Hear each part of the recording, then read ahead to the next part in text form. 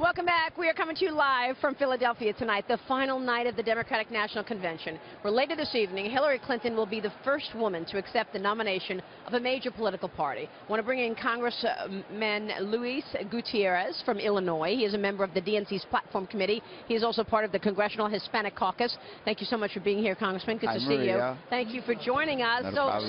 What are you expecting to hear tonight? Little biographical information from Hillary, telling us a little bit about what her life's been about, what her priorities have been in her life.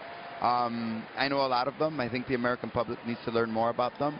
I also want her to speak about the contrast between her and the Republican nominee for President of the United States, and how she's going to bring and unify America, and what that coalition is like. Congressman, let me ask you about the Hispanic community, because obviously you've worked a lot on immigration and really what needs to be done now.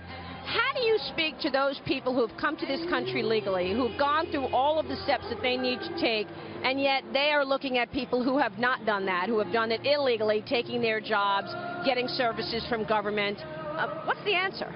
Well, number one, they don't get services from government. It's illegal to get services. Well, they're from illegally here as well, so there's that. But they're not getting government services because they can't. But it's they may be taking people who are here legally jobs. Well, I guess if you and I went out to Fresno, California, or out to the orchard groves of Florida, or the cherry harvesting in Oregon, you wouldn't find jobs that Americans are lining up for. The fact is, Maria, you and I each day go to our grocery store each week.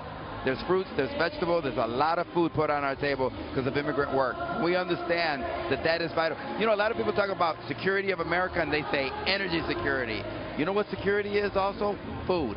We are the producers of food of the world. Don't you think that those men and women who work, backbreaking work, right, should have an opportunity to have the fruits of their labor and not have to fear deportation and be integrated? So I don't know that they're taking away America's jobs as much as they're creating jobs.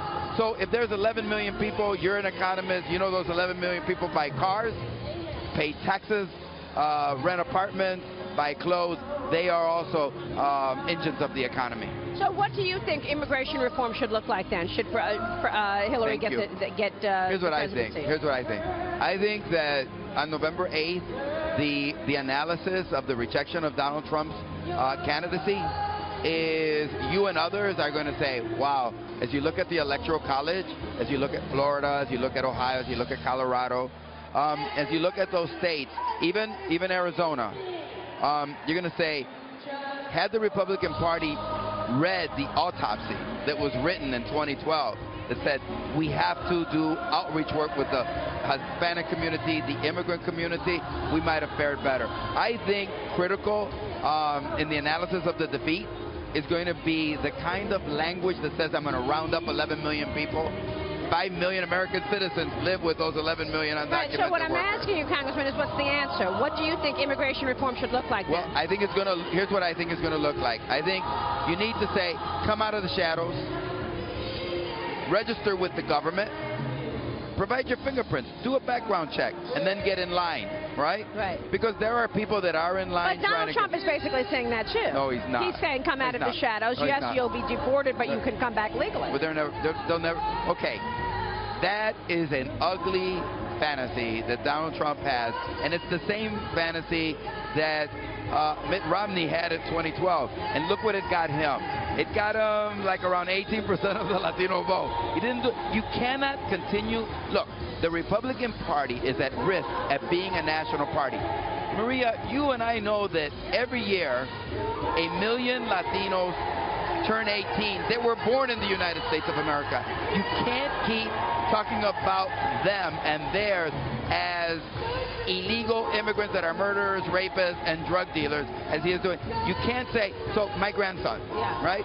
My daughter married this great young man of Mexican descent, right?